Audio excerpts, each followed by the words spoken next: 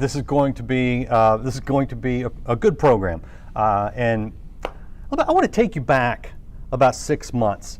At the end of February, President Trump shuts down certain travel from China. Not all travel. He restricts the travel from China. And Joe Biden, former vice president, current Democrat nominee, as far as we know, he calls the president xenophobic. The press calls him racist because he restricts travel from China because of this virus that's over in a place called Wuhan that most of us haven't heard of and none of us can find on a map. But we think it's serious, and so we're watching this thing. Of course, you roll into March, and it arrives. It seems like this could be something that we could be concerned about. Of course, at the same time, Nancy Pelosi's out in the streets of San Francisco urging people to celebrate the Chinese New Year. Mayor Rick de Blasio is tweeting about New Yorkers which movies they should go see. Dr. Fauci's saying there's no real reason to wear a mask. Of course, by the end of the month, everything had changed. You get into April, the world shuts down. Italy's blowing up. New York City area is blowing up. We got, unfortunately, people dying. And the coronavirus is here. It's real. Then you get into May 25th. George Floyd is murdered, frankly, in the streets of Minneapolis, and the world sees that, and America just says, what an awful thing. This should never happen in our country. Police chiefs all over united in condemning this thing. Everybody is against this, and the riots start. The protests start. Yes, peaceful protests in many cities, my city included. It was actually some very nice things to see in Fort Worth, Texas. But in other places, like 30 miles away in Dallas, and of course in Minneapolis, and big cities, New York, LA, the protests turn. And we're told we have to listen because we don't want racism in our country. We don't want police brutality in our country. And then it turns, and now we don't want police in our country, and we don't want statues of Abraham Lincoln in our country. The world seems to have just gone crazy, and you're wondering, what is this all about? Of course, people are in the streets. Most of them are wearing masks, but they're certainly not, social distancing, and we're told that's okay. Well, now we're back in the middle of another coronavirus scare, and even though the death rate keeps going down and down and down, the raw numbers as well as the percentage of people that get sick, that die, those numbers are going down, but we're told panic, panic, panic. We can't open up anything. What is going on? Honestly, I think I know. Yes, there's a virus. Yes, there are issues we need to deal with in our country with the police and with race relations. Yes. But there's one thing that dominates it all, in my opinion, and that is the election this fall. We see the demonization of our president, who, before he was president, was loved by pretty much every side. What is going on? I think it's very clear that we have a serious power struggle. And I do think that the left doesn't see Donald Trump as the real enemy. He's just the guy in the way right now.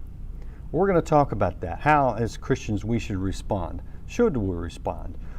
Should we vote? Should we vote for a man like Donald Trump? Can we vote for Joe Biden?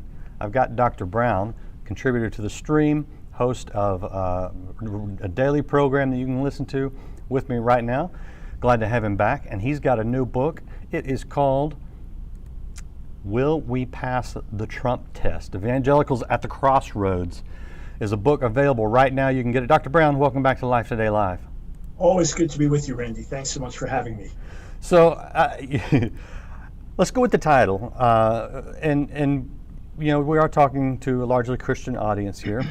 But when you mentioned the Trump test, let's define that right up front. What is this Trump test? Yeah, so that's where we start. So in fact, when my son-in-law and I were tossing titles around for the book, we came up with Evangelicals at the Crossroads, Will We Pass the Trump Test? And we were debating what should be the title, what should be the subtitle. We ended up with Evangelicals at the Crossroads and then subtitle, Will We Pass the Trump Test? But that's the big question and why I wrote the book, why I felt it was really important to do tons of research, to dig in, to hear voices from all sides. The Trump test is simply this. There are two parts to it.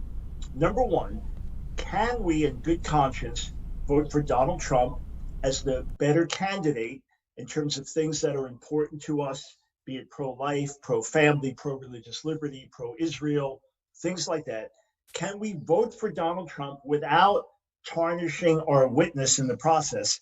I just heard from a friend of mine, an evangelist in Australia. He said, I'm having a harder time witnessing in Australia because of evangelical support for Trump in America. It makes the gospel look bad. So how can we say we believe he's the better candidate, better than Hillary, better than Biden, and maintain our integrity and our Christian witness at the same time? Because after all, we're the ones saying character counts, morality matters. That's part of the Trump test. The other part is, as followers of Jesus, can we unite around the cross, unite around Jesus, even if we differ over Donald Trump? Because right now, we are just as divided as the society is. And on social media, we are tearing each other up. And the world right now needs the church to be the church. The world is confused. The world is in fear. The world has lost its way. They need a united witness from a church that may have political differences. So can we vote for Trump while maintaining our Christian witness? That's part A of the Trump test. Part B, if we still differ over him, can we unite around Jesus? And that's going to be critical coming into the elections and after the elections. All right, well, let's start with some self-examination. Have Christians done anything that would hurt their witness by their association with or the way they characterize President Trump? I would say it's our defense of Trump that can hurt us. In other words, to say, hey, between Trump and Hillary, here's why I voted for Trump. We can make a great case for it. We thought he'd do a better job to stop the slaughter of babies in the womb. We thought he'd do a better job of fighting for our religious liberties. We thought he'd do a better job of fighting for persecuted Christians around the world. We thought he'd do a better job of fighting against extreme LGBTQ activism, etc. So we could say, hey, given those choices, this is how we voted. But when we defend him at any cost, when we can't say, hey, I differ with this, or I wish you didn't do this. For example, great speech on Mount Rushmore, right? Yep. Inspirational and great for civil rights. I mean, intentional, clear, and with statues to heroes of the past, be it a Frederick Douglass or Martin Luther King, talking about Jackie Robinson, all that. He was making a very clear statement. And then what is it? The next day he goes after Bubba Wallace on NASCAR. It's like, oh, please. So to me, I need to say, I wish he wouldn't do that, but it was a great speech. Yeah. In other words, that's how I can maintain integrity. So yeah, I don't agree with that. I wish he didn't call Omarosa a dog, but boy, I'm so glad he's keeping his word and keeping his promises to evangelicals. So let's acknowledge the weaknesses and not try to defend it with just a baby Christian. Hey, I don't know his walk with God or whether he has, but that's between him and God. I don't like a lot of the behavior, but I'm so glad he's doing the good he's doing. I'm not afraid to be honest, though. As if I was a politician, ultimately I want your vote. So if I vote for Trump, but still have differences to maintain my witnesses, no, I didn't sell my soul. I was still in character counts during the primaries. I didn't like him for these reasons. I didn't trust him. Yeah. And the biggest thing was I didn't think he'd keep his word. I thought once he was elected, he would trash us. Yep. And that's happened before. To the contrary, he has kept his door open to evangelicals more than anyone. I mean, your dad and others in the inner circle with him can meet with him, can speak with him, can pray for him. That shows character also. The fact that he keeps his word. So his character strengths are incredible. He won't back down. He'll stand up to China. He'll keep his word no matter what. His weaknesses are glaring too. So we acknowledge those, but we vote for him for the strengths. Yeah, and you're absolutely right about that. I've seen it with multiple presidents and my dad, and I thought the same thing you did. And Trump, the man honors Christians, and I know we see some of the photos sometimes, and everybody's like, "Oh, he's using those Christians." I'm like, do you know for every one of those photos, there's 20 meetings or phone calls at least that you never hear anything about. But let me ask you this, because I have my friends who hold President Trump up to the level of, I mean, we should just go ahead and add a new book to the Bible in his name, kind of thing. And I'm going, come on, have there been some Christians that have held him up in too much of a spiritualized position? Yes, sir. It's almost like they drank the Kool-Aid. Yeah. Now, I have seen irrationality on both sides. I have seen the overexaltation of Trump. He's God's man. You don't dare question him. He's God's anointed. I've seen that. Christians I've known for years think, what happened to you? You used to preach Jesus, now you're preaching Trump. On the flip side, I've seen never Trumpers who act like little babies. I mean, they're mature people, they're solid people, but when it comes to differing with Trump, they act like little children. So, in fact, one of the chapters in Evangelicals at the Crossroads is called The Cult of Trump, or Trump Derangement Syndrome. Right. And you have these two extremes. And what we need to do is put the cross before the flag to remind the world Jesus alone died for our sins. He alone is perfect. He alone we worship. He gets our soul, our heart, our mind, our strength. The president gets our vote. Now here's what muddies the waters for some. There were prophetic words about God raising up Trump like a Cyrus. During the primaries, there were words about this. There were even words before he ran that he would be the president. Prophetic words. Some of the people I know, and they're solid people. And I have a chapter in the book that asks the question, did God uniquely raise up Trump? And for two reasons I say yes. One, the prophecies well in advance, saying these things that were so completely unlikely. And two, if you remember on election day, there's no way he gets in. Oh, yeah. It's a given. Oh, yeah. There were polls, prestigious polls, that gave him as little as 1% chance. And you remember watching the news that night, the shock of the newscasters, even on conservative news, they were shocked. So I see God's hand in it, but remember the Cyrus analogy. Yeah. God was raising up a foreign king, and I quote Cyrus in the book, praising the gods of Babylon and crediting Marduk, the chief god of Babylon, for raising him up. He was an idol-worshiping king. It was completely unlikely to think that he would restore the exiles and rebuild the temple. No way. He's going to crush the exiles. So God used a totally unlikely vessel. It doesn't mean that everything Trump does is anointed or good or right, or he's God's man, you can't touch him. No, rather it says that God is using a very unlikely candidate. Because come on, thrice married, boasting about his adulteries in the past, made a lot of his money off casinos and strip clubs, headed up the Miss America pageant, the swimsuit competition, and the last narcissist, the last guy we would pick as a champion for our values, and yet he's been raised up by God for that purpose. The challenge is to say he's done tremendous good for evangelical causes, but to the extent that we make him into this hero and identify our lives with him, then it hurts our larger cause. And that's what we have to get right.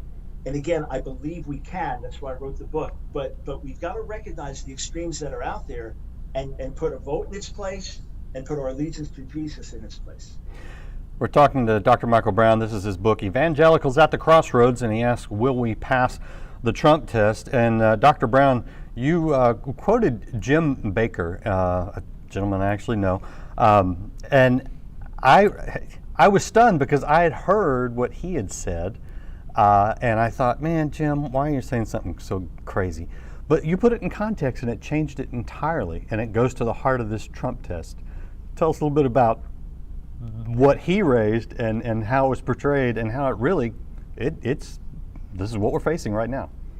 Yeah, so we constantly have things being distorted by the left-wing media, and that's the other thing, that Trump is a racist, xenophobic, white supremacist, and anyone who votes for him is also that. That's the narrative that's being pushed. So Jim Baker says something, the way he phrased it, easily misunderstood, but it's not the way it got portrayed by the left.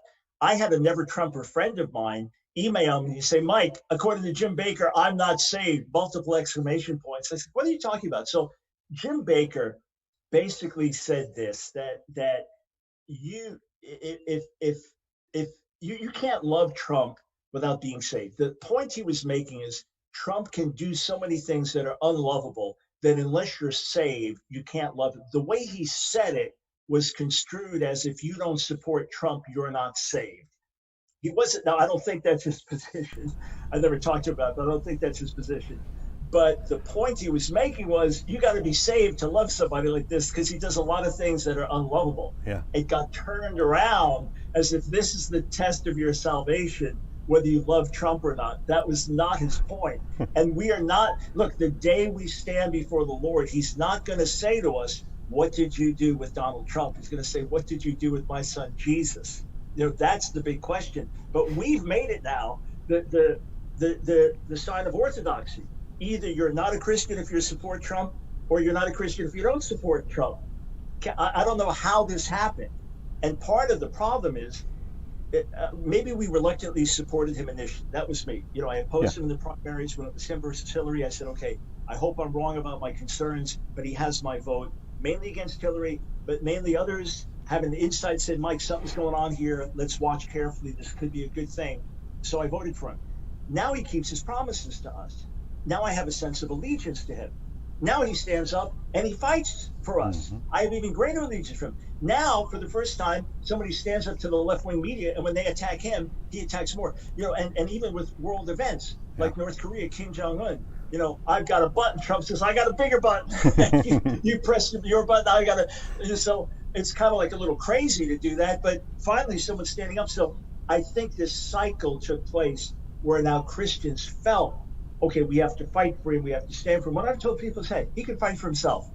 He can fight for himself. Pray for him and vote. If you feel he's the man, better candidate, vote for him. But you don't have to fight for him. Don't make that your cause. Make the gospel your cause, and then have rational discussions with your friends about the issues that determine how you vote. Okay, well, now I want to ask you about those. But you mentioned one thing, that Christians have idolized Trump and over spiritualized Trump, and I get those because I have mainly Christian friends, and I went to a Christian university, so I get that in my Facebook feed or my Twitter feed from people I know, and I don't try to pick a fight, but you just kind of go, stop, Well, that's one thing, to see something a little crazy in your Facebook feed, but when you turn on the major news, or you look at Apple News, Yahoo News, Google News, any of those things, you hear what you alluded to. Trump he's basically a Nazi. He's got secret police now in Portland, snatching people off the streets, throwing them in unmarked vans, and it's just, he's not going to listen to the election results is coming around again. It's just crazy.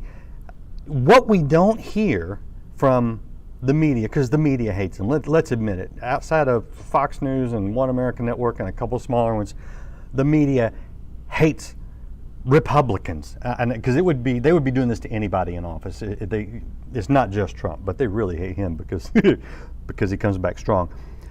What has he done that we can stand behind as Christians? I mean, practically, like legislatively. What do you see that he's done that we can say, you know what? I can point to that, and I can agree with that, and I can support him in a second term based on that. Yeah, so he's appointed about 200 conservative justices to the courts. 99% of all major cases do not get to the Supreme Court. They go to federal courts. And the federal courts have been largely transformed through Trump. Nothing like this has happened. You say, well, what does that actually mean? I'll give you an example. New York State outrageously decides they are going to ban, quote, conversion therapy for people of all ages. Meaning, if you're a 30-year-old man with unwanted same-sex attraction and you want to get professional counseling, it is illegal. It's already illegal in many states for minors, which is outrageous. So an Orthodox Jewish counselor sues the city, New York City, where he was, because if he counseled someone, so you're a gay man, I don't want to have these attractions, counsel him, $10,000 fine per incident. So the Alliance Defending Freedom works with him. They take New York to court. New York instantly reverses itself. Okay, we drop the ban. Why? Because the court this was going to had 2 new Trump appointees, and they knew they would lose the case.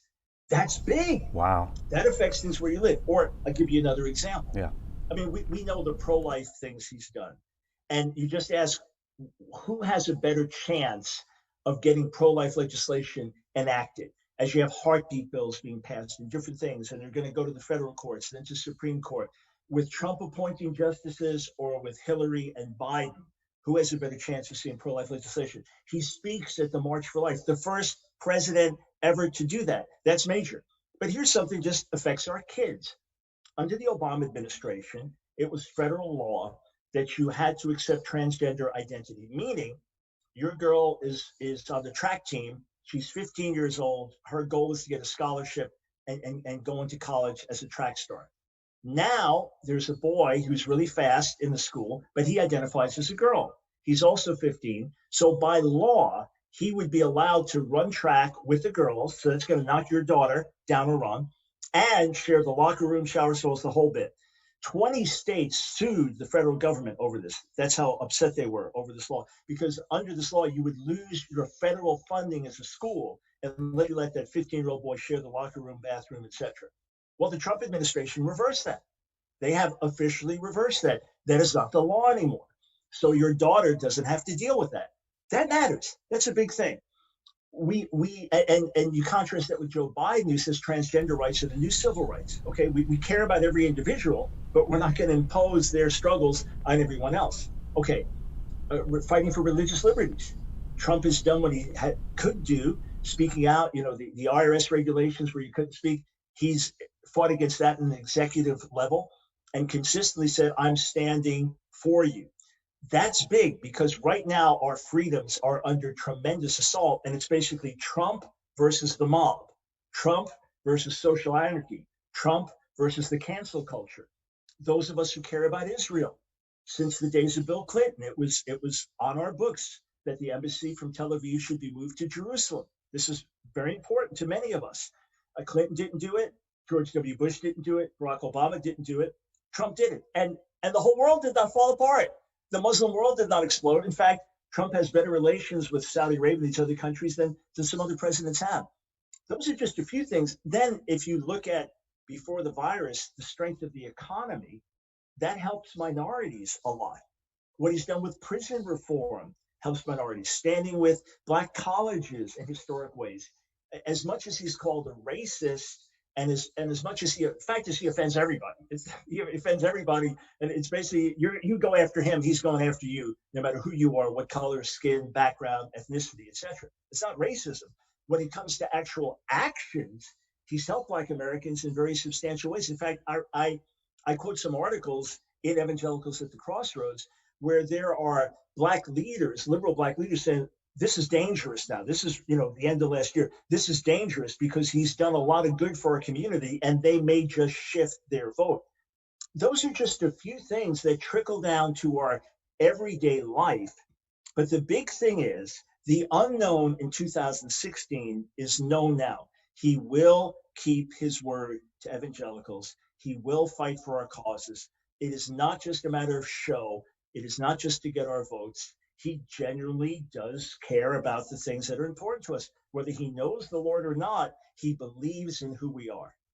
Yeah, we're talking to Dr. Michael Brown. Here's his website, askdrbrown.org. You can check that out and pick up his new book there under the store and resources, as well as some other great books. I got to ask you about what's going on right now.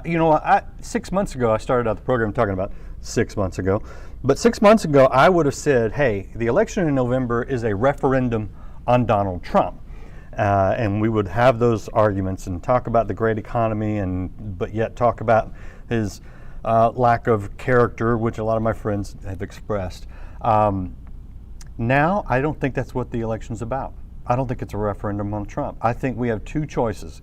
We have Marxism or we have not Marxism, frankly. What do you see with Joe Biden? One of my favorite questions I asked Ralph Reed a couple months ago. Who's president if Joe Biden wins? Right? Because this is a strange thing. Just objectively, this is a strange election. What happens if Joe Biden wins?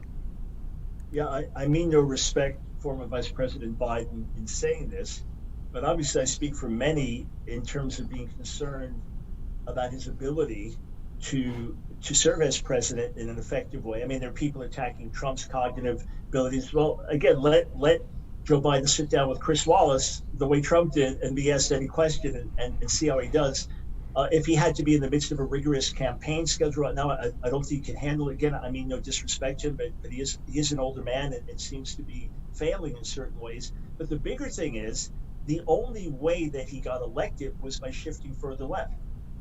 In the past, he was pro-abortion, but in a much more moderate way.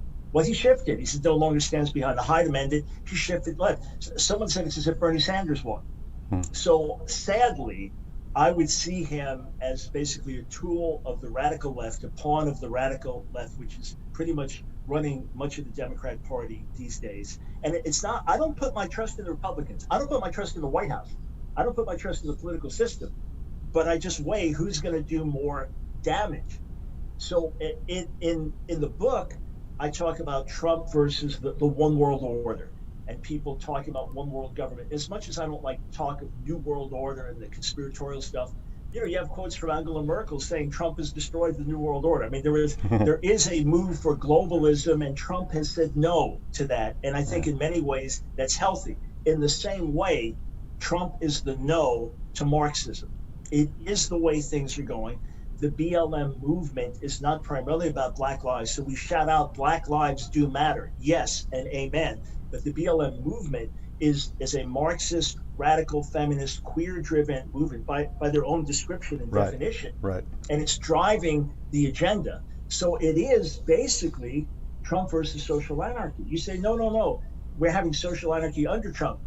Basically, Trump is the last dam in this flood in the culture. Right. So that's just the reality. Now, the big thing is 4 more years of Donald Trump is not going to cure America's ills. That's where the church has to put the pedal to the metal and get on our faces and pray and love our neighbor and reach our communities and do all that. It's an urgent day. But I believe that we can forestall some of the chaos, forestall, say, the Portlands and the Seattles and the Chicagos from becoming the norm around America. Because if we don't, this is coming to a neighborhood near you. And the ultimate enemy is not Christopher Columbus or Thomas Jefferson. It is the Church of Jesus. That is going to be the ultimate enemy. And that's what I believe it comes down to. In your book, I need to ask you one more thing before I let you go. In your book, Evangelicals at the Crossroads, available now, you give a fair amount of space to somebody that, frankly, I wouldn't give him that much space. But you talk about Mark Galli, and the case he made condemning Christians for supporting Trump. I found his case to be extremely thin, sophomoric, really just kind of schoolyard juvenile in tone. But maybe that's just me. What do we do with Christians, even those we respect, who are adamantly anti-Trump? Yeah, I take 3 whole chapters in Evangelicals at the Crossroads to clearly lay out the anti-Trump positions. One from the Bonhoeffer Society. I have a chapter, What Would Bonhoeffer Do? And then the Mark Galli editorial in Christianity Today, the shot heard around the evangelical world. And then a bunch of progressive Christians, some of whom used to be evangelicals, urging Christians to separate themselves from Donald Trump. It's important we hear what they're saying. It's important we understand it. Christianity Today had many people write in and say, thank you for expressing our heart. This is how we feel. We're so upset with Donald Trump. How can Christians support him? So at the least, we need to understand where they're coming from, but then decisively give an answer. So that's why I invite always Trumpers and never Trumpers to read the book, because you will see your positions laid out clearly. And then I'll make the case for how we can vote for Trump while maintain our testimony, and then end the book by saying, all right, here's our strategy, which is not so much about Trump, it's about the church, putting the cross before the flag and spiritual activity before political activity, not getting cut off with electric fever, regaining our prophetic voice. But this is the body. These things are happening with many, many believers. Some are not truly believers, just, very liberal Christians, but this is within the body. So we've got, instead of just writing each other off, let's understand each other. And then with reasonable responses, let's answer. And this will give folks ammunition to be a unifying force without compromise. Let's pull together, but without compromise. Couldn't say it better. I'll leave it at that. Dr. Brown, thank you. Appreciate your time. And Lori, and those of you who enjoyed this program, please do share this interview. If you haven't subscribed to Life Today TV, you can see more great interviews right here pretty much every day, Monday through Friday at noon Central Time. I invite you back and pick up Dr. Brown's book. It is available right now. So definitely worth seriously thinking about, especially those of you, I get it, if you don't like Trump's manner, his words, his tweets. I get it that I don't like some of them too. And Dr. Brown, same way. But we need to take this very seriously. We have to look at the future of our country, not just for ourselves, to make ourselves feel better about, opposing a man who said rough things. We need to really consider the future for our children, for our grandchildren. It is a tough thing in a lot of ways. I get that. So let's just take the next few months. We got less than 100 days, I think, and just say, okay, Lord, what would you have me do? Would you have me vote? If you would have me vote, and I think we should, who should I vote for? A third-party candidate? Joe Biden? Donald Trump? This is pretty serious. I mean, look at what's going on in our streets. You'll see how serious it is. Thanks again for hanging out. Thanks again for being a part of this conversation. Do join us again next week on Life Today Live. I have some great people lined up. Monday will be good. So just come back and make sure you listen to that. We'll be talking about our response to COVID, and are we sheep in a negative sense, just following? We'll talk about that on Monday. More great guests next week. See you again. Have a great weekend, and thanks for hanging out on Life Today Live.